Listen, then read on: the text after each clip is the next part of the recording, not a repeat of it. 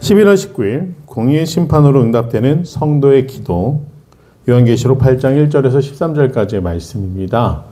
앞선 내용들을 한번 정리하면 어린 양이 받았던 7 봉인이 떨어질 때마다 심판이 시작되어 이 땅 가운데 엄청난 고난과 시련이 있었고, 6째 봉인을 떼신 이후에는 잠시 멈춰서 이 땅 가운데 남겨진 성도들 14만 4천 명의 성도들을 부르셨다. 그것은 숫자가 중요한 것이 아니라 남겨진 자들을 부르시고 그 숫자가 적지 않을 것이다 라는 것을 의미하는 것이죠. 가장 중요한 것은 무언가 제한을 뒀다라는 건 그 기준 안에 들어가기 위해 노력해야 된다라는 것을 말하기 위해 기준을 제시하는 것이지, 그 기준이 절대적인 숫자가 아니라는 거.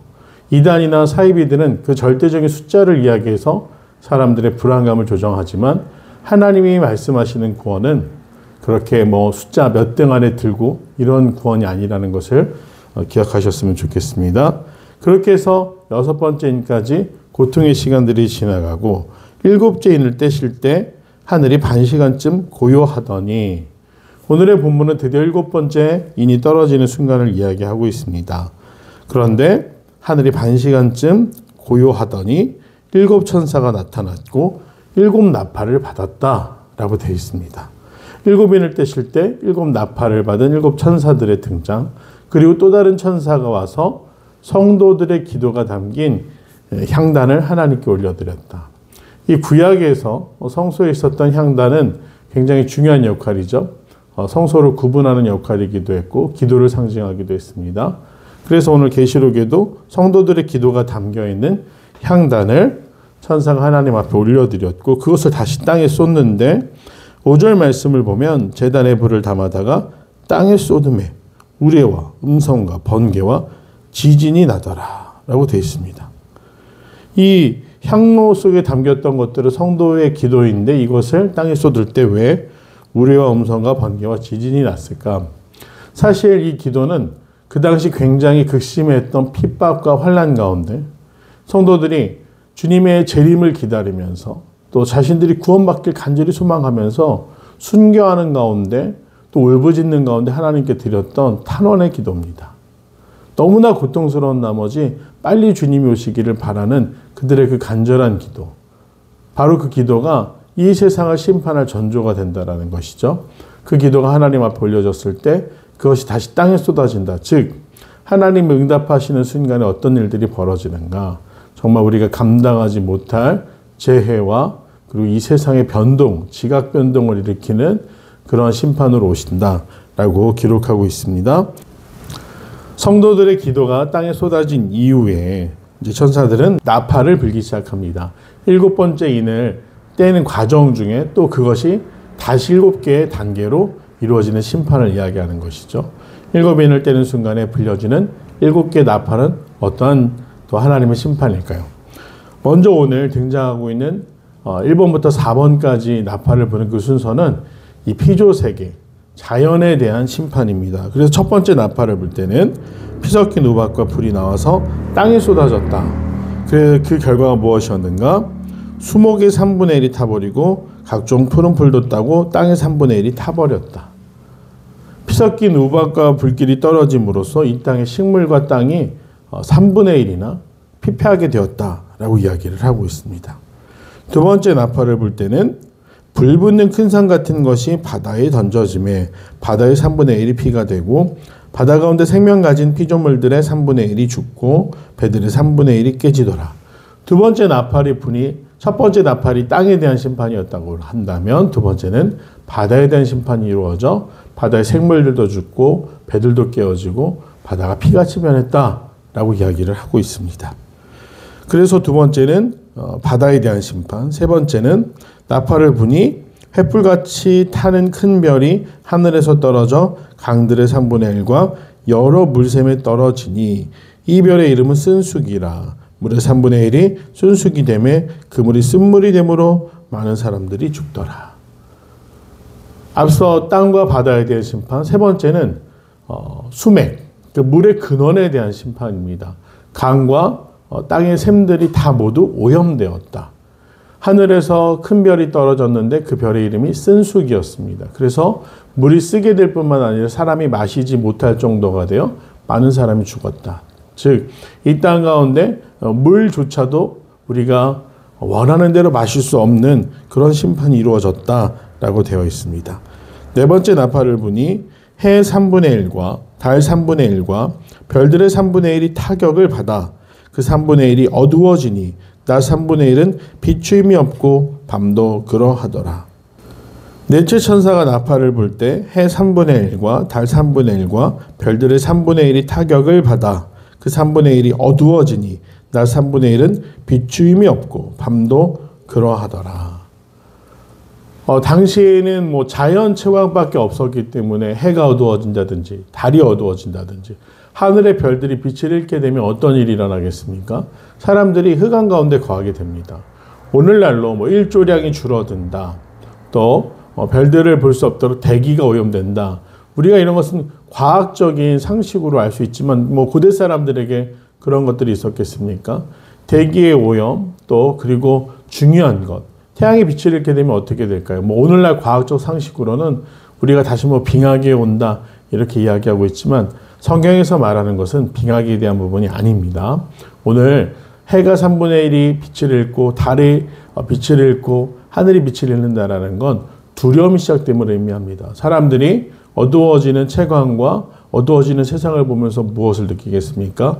이제는 하늘에서부터 빛을 잃고 본격적인 심판이 시작된다라는 것을 알게 되지 않겠습니까? 그래서 오늘 우리가 이것을 문자적으로 해석하는 것이 아니라 이 땅 가운데 심판이 진행될 때 온 피조세계가 땅과 식물과 바다와 또 물이 그리고 대기가 천체가 모든 것들이 하나님의 심판을 알리고 우리에게 가혹한 환경이 된다는 것을 이야기하고 있는 것입니다. 그렇게 해서 네 가지 나팔이 불려질 때 땅에 사는 자들에게 화가 있으리니 하늘을 나는 독수리가 외칩니다. 땅에 사는 자들에게 화. 세 번이나 말했다라는 것은 강조해서 완전한 수. 이제는 너희에게 희망이 없다라는 것을 외치는 것이죠. 이때 새 천사들이 부려야 할 나팔 소리가 남아있다. 이것은 무엇입니까? 심판이 시작될 때 피조세계가 병들고 또 우리가 살 수 없는 환경이 되고 그러나 중요한 것은 그것이 끝이 아니라 과정이기 때문에 여전히 회개할 시간들과 돌이킬 시간이 있음에도 그 심판 가운데 악한 사람들은 하나님을 원망하며 회심하는 것이 아니라 오히려 하나님 앞에서 불순종으로 이 심판 앞에 놓일 수밖에 없다라는 것을 이야기하고 있는 것이죠. 사도 요한이 계시록을 쓴 목적은 분명합니다. 언젠가 이 세상에 심판의 날이 있을 것이고 하나님이 그날에 고통을 견뎌내고 순교하고 자신의 믿음을 지키기 위해 희생한 성도들을 올바로 세우시고 그들에게 하나님의 백성으로서 합당한 대우를 해주실 것, 그리고 그들을 핍박하고 하나님을 부정하는 자들에게는 심판의 날이 임할 것, 이와 같은 것들을 말씀하고 계신 것입니다. 그래서 우리가 또 소망하고 우리 기대해야 되는 것은 무엇입니까? 오늘 하루를 즐겁게 사는 것이 아닙니다. 세상은 그저 한 번뿐인 인생을 즐겁게 살면 되지라고 말하지만 믿음의 사람들은 달라야 합니다. 오늘을 즐겁게 살기 위해 사는 것이 아니라 하나님을 기쁘시게 하기 위해 살아가는 것이 우리 삶의 목적입니다. 때로는 우리의 믿음을 지키기 위해 남들보다 손해를 봐야 될 때도 있습니다. 단순히 손해가 아니라 내 믿음 때문에 차별받거나 또 놀림당하거나 외면당하거나 배척당할 때도 있습니다. 하지만 믿음의 사람들이 끝까지 버티고 지키기 위해 하나님께 순종하기 위해 흘리는 눈물과 또 그 희생을 하나님께서는 결코 그냥 두지 않으신다. 그것이 계시록의 목적입니다. 순례의 여정을 걸어가는 귀한 성도들께서 오늘이 아니라 마지막 날에 우리에게 착하고 충성된 종아, 네가 작은 일에 충성하였으니 이제 내가 너에게 천국을 허락하겠다. 가장 좋은 것으로 갚아주겠다. 말씀하시는 하나님을 기대하시면서 오늘 하루도 충성된 증인으로서 충성된 하나님의 백성으로서 기쁘게 살아갈 수 있는 귀한 성도들 되시길 간절히 소망합니다.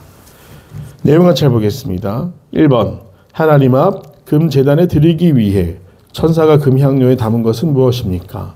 모든 성도의 기도라고 되어 있습니다.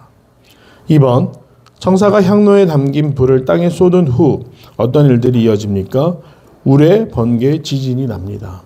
그 이유는 그들의 슬픔과 아픔과 희생에 대해서 순교자들의 기도가 하나님 앞에 드려졌을 때 심판이 시작된다라는 것을 의미하죠. 3번, 천사는 왜 금향로에 성도의 기도를 담아 하나님께 올린 후에 심판이 임하게 됩니까? 핍박과 고통 속에서 견디어냈고 또 이 불의한 세상에 대한 폭력과 그 핍박을 하나님이 심판하신다. 그렇기 때문에 이 성도들의 기도를 하나님이 결코 외면하거나 듣지 않으시는 것 아니다라는 것을 의미하고 있습니다. 4번, 성도의 기도가 하나님의 뜻을 이루는 도구로 사용되는 것을 보면서 무엇을 느낍니까? 결국에 기도는 우리가 생각하는 것보다 더 강력한 능력을 가지고 있다는 것이죠. 오늘 7번째 인을 떼고 나팔이 불려지게 되는 계기가 무엇인가? 그 향로에 담긴 기도였다. 하나님은 거룩한 하나님의 백성들을 핍박하거나 또 고통 가운데 몰아넣는 자들을 결코 그냥 두고 보지 않으십니다. 우리가 몸부림치지만 너무나 힘들 때가 있습니다. 하지만 그것을 갚아주시는 분은 하나님이시라는 것을 기억하시면서 오늘 우리의 기도가 그 향로에 담길 수 있도록 간절히 기도하며 하나님의 뜻을 구하는 성도들 되시기를 간절히 소망합니다. 5번, 내가 억울한 일을 겪고 하나님 앞에 간절히 기도의 응답을 받은 적이 있다면 언제입니까? 심판의 나팔 소리를 듣고 내가 돌이켜야 할 죄를 위해 어떤 기도와 결단을 실천하겠습니까?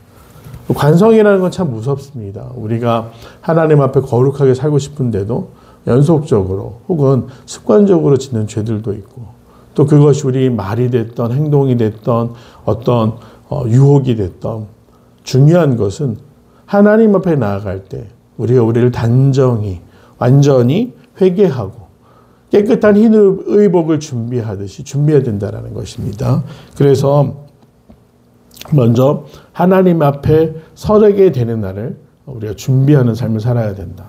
또 억울하고 힘든 일이 있을지라도 우리가 누구에게 탄원하겠습니까? 중요한 것은 하나님께서 듣고 계신다.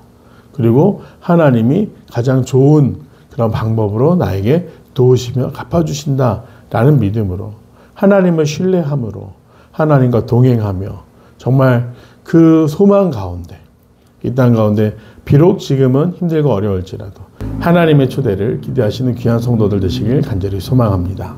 사랑하는 풍성하신 아버지 하나님, 주님, 나팔이 들려질 때마다 주여 우리가 회개하는 마음을 갖게 하옵소서.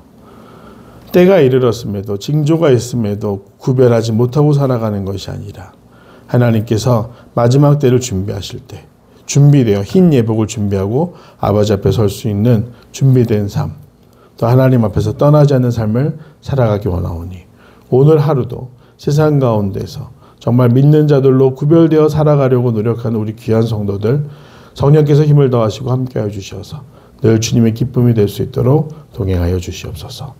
구별된 자들, 때를 분별하는 자들 되도록 성령께서 인도하여 주시옵소서. 감사드리며 사랑하는 예수님의 이름으로 간절히 기도드립니다. 아멘.